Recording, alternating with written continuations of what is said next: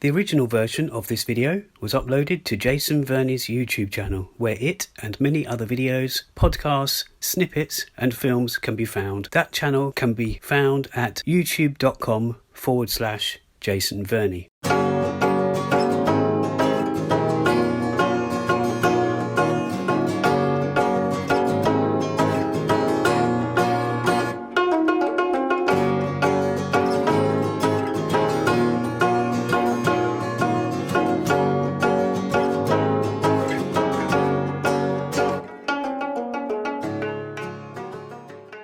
This is the Not So Korean podcast. I am Jason Verney. As you probably know, we started this podcast back in 2021 and used to record this live in UK's Koreatown itself. That's an area in and around New Malden. Yes, that's the largest Koreatown and Korean community in Europe. These days, we bring you such episodes and therefore information and interviews from various places in the world, including Korea itself.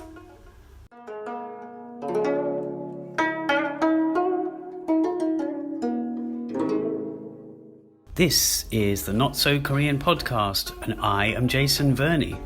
This is really one of those not so long Korean podcast episodes which we started not so long ago, and I really wanted to put this episode out because there's some things that are happening which are pretty exciting for me, and you can call this perhaps one of these on the fly episodes. And although I'm not actually physically moving, it is my penultimate full day in Thailand, and I do feel like I'm moving because I'm literally getting stuff sorted out to go to another country. And that country, well, there's two countries.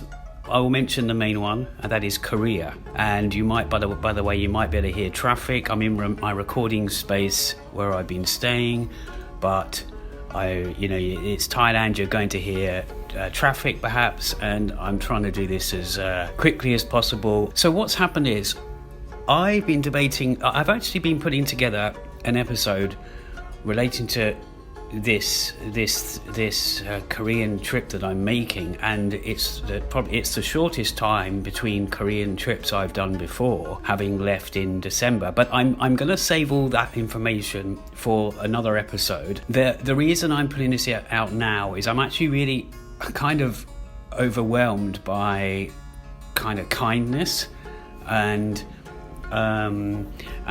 how this trip to Korea is shaping up, because I was actually in two minds if to go to Korea, but I'm going via another country, as I might have mentioned, and that country you might know, or you might be able to guess, which the actual area I'm going to also has a heavy Korean aspect to it, and it is somewhere I've been to before. But the reason I'm pretty happy about this is because, as I say, that this particular trip to Korea, I was agonizing, should I go, should I not go? The one thing that was pulling me towards Korea is, of course, well, I say of course, but if you know me and you know some of the causes I support, it's essentially because of the Sewol, the Sewol ferry, the 10-year anniversary. Yes, it would have been 10 years come the 16th of April. But as I say, the reason for doing this there's another reason I'm doing this, is because I said that in March, because there was two episodes I think in February. One was an interview with Annie Ko. There's another interview coming with Anna Bondarenko, and she is someone from Busan who runs an art space. I thought those episodes were going to be out in March, and I'm kind of cheating here because I'm recording this sort of the tail end of the Easter weekend, just after that. And I feel guilty that I haven't put that episode out. But the episode before that, which I've been drafting, because I script some of these episodes and some of them I do not, or I partly script them. And the thing is, other Korean related things have been happening to me in Thailand, and I'm not, as I say, I'm going to save this for that episode, but the thing is, I've been adding, and I'm a bit of a perfectionist anyway, and so I haven't really. It's now the start of April, but as I say, I'm going to cheat and call this still March because it's Easter weekend, which in effect is actually March and April. I'm as I say, I'm a bit overwhelmed or elated maybe, and because of kindness of people in Korea. Not just on this trip, but especially this particular trip, because as I say, I was in two minds whether to go or not. Of course, that aspect of the Korean, the activism, but also I haven't been to Korea in spring for many years, or it feels like many years. But I wasn't sure, should I go for a month? Should I go for 2? Should I even go for 3? And bearing in mind I wasn't there for that long. I wasn't there that long ago. And I have reached out to a couple of people. And I'm going to do my usual thing as well and, get my accommodation in a normal manner. But there's a few things that are different. I mean, I'm not going to reveal too much in this episode. This is also the first time I'm not going to arrive in Seoul. So this is another big thing that I can tick off this, first time thing, because I love it when I do something relating to Korea for the first time. And somebody I know somebody I met in Thailand, actually, a Korean, who's offering me some accommodation and some sort of gesture. Call it maybe Korean kindness, or call it Korean Jeong. If you know Jeong.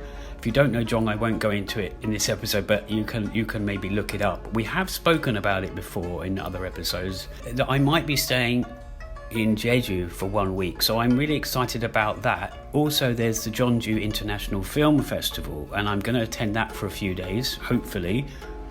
And I want to get this out now, as opposed to keep building on that other episode and not get it finished. And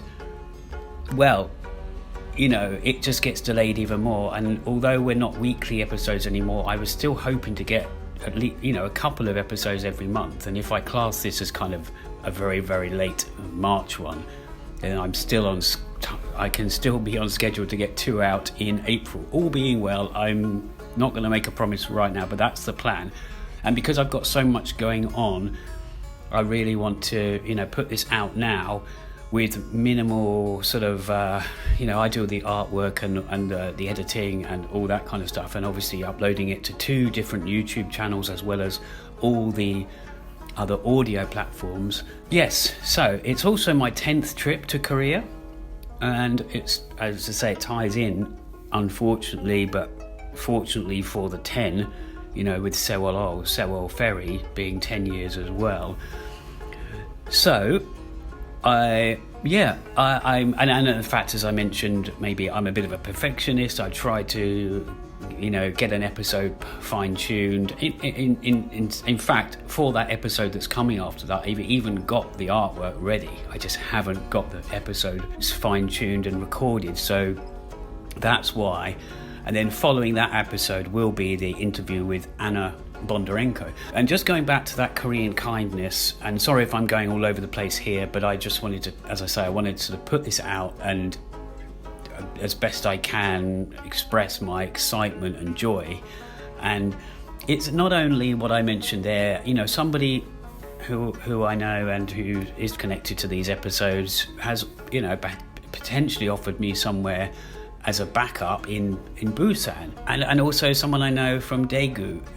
She's given me, these people who are giving me sort of choices and places that I might be able to stay at, and I'm talking about either for free or at accommodation that they can book that I can't book, that kind of thing. When I first started going to Korea, of course, we always try to do things. Now more than ever, I guess I'm trying to be as frugal as possible. And really, you start making friends and you want to stay with them or ask if they know somewhere that you can stay. And, over the years, this has happened, not so much. I also know that Koreans, maybe not even so much these days, but Koreans often live with their parents till a later age. They might not therefore have the opportunity to offer myself to stay somewhere. And it's just, there's this particular trip I thought, well, I'm going to do a month here and then a month there. Then I've got to decide, am I doing a month in Seoul? And it's very difficult to get a nice, decent sized accommodation in Seoul for a good price. Busan, you can probably get a bit more, and that's what I've done in the past. And also you have to remember, if I'm in somewhere like Thailand and I'm going from here, a place that I love, I love the food, and that changes my perspective. Korea, here you go, there's a motorbike or some vehicle going outside. You have to remember that although, I'm mostly vegetarian these days, but I do break that rule. I crave this Thai food unlike the Korean food, and obviously you've got different prices, and also the accommodation I've been paying for in Thailand is so much more for my money. Yes, well, it's very hot, but I was going to say, that's another thing that appeals to me, to go to Korea in the spring. I've been autumn or spring is a very good time to go to Korea, and the autumn aspect and most recently winter has been my sort of most recent trips to Korea. Yeah, once I went in the summer 2017, I believe, and yeah, so these little things that are turning up as I've been, I guess, trying to drag myself away from Thailand and even Vietnam or somewhere like that, where I've got sort of good thing going, and I can still get on with my work and my filmmaking. It's difficult to get excited about going to Korea, but when I'm there, I love it. I was speaking to someone the other day who knows Korea. He's a teacher. He's been a teacher, I believe, in both Korea and Thailand. See, that's another thing that's happened that relates to Korea. And there's someone else I met who randomly met this one woman who I know, who's on Instagram. We're mutual friends, and we both had only a brief meeting with them. And it's kind of these little connections that, these are people I'm meeting in other countries who know Korea. And I've even met a Korean artist here in Thailand that I knew from London. And I'm going to elaborate on some of these subjects and more in that next episode. To come back to myself staying there and people offering, what I thought might be a month here, a month there, might actually be a few days in this particular place I'm arriving. You can put your guesses out there if you want to, try to figure out where that is. Maybe a few days or a week or so in Seoul. It's not going to work out as good value doing a month, but at the same time, then I want to spend a few days in Jeonju, the film festival, hopefully, as I mentioned, hopefully a few in Busan, and now Jeju, which I wasn't even going to put on my list this time because I was there not that long ago. But as I say, I've had this, this kind of offer. Maybe there's a temple stay on the cards. I'm not really sure, but sorry, to backtrack a bit, Seoul is where the sort of main Sewol ferry memorial, or the various things that might be happening will be occurring. There's already been something in Busan which I've missed, which was a lead up to this. It wasn't just Busan, it was elsewhere, but again, I will touch on that in the next episode. I'm gonna end this now, but as I say, you might be able to tell or not that I'm quite excited about this. I was umming and ahhing for ages. There are reasons I like to hop to other countries anyway, but I didn't realistically think I will be in Korea this soon. So I'm going to put that out there, put this episode out there, minimal editing, and hopefully you'll bear with me, bear with the Not So Korean podcast for the next 2 episodes, which will hit your ears, all being well, both in April. Okay, I'm going to leave it there and say goodbye. I hope you're all well, that's what I was going to say, and I'll leave it with those words, 안녕히 계세요.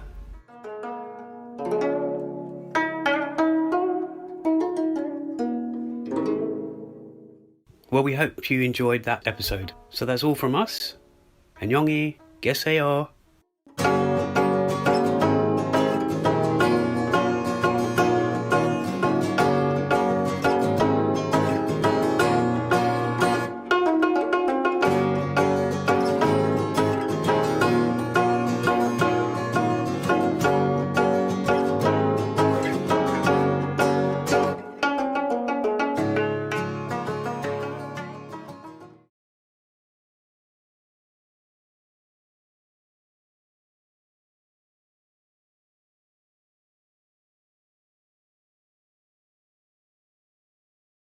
The original version of this video was uploaded to Jason Verney's YouTube channel, where it and many other videos, podcasts, snippets and films can be found. That channel can be found at youtube.com/Jason Verney.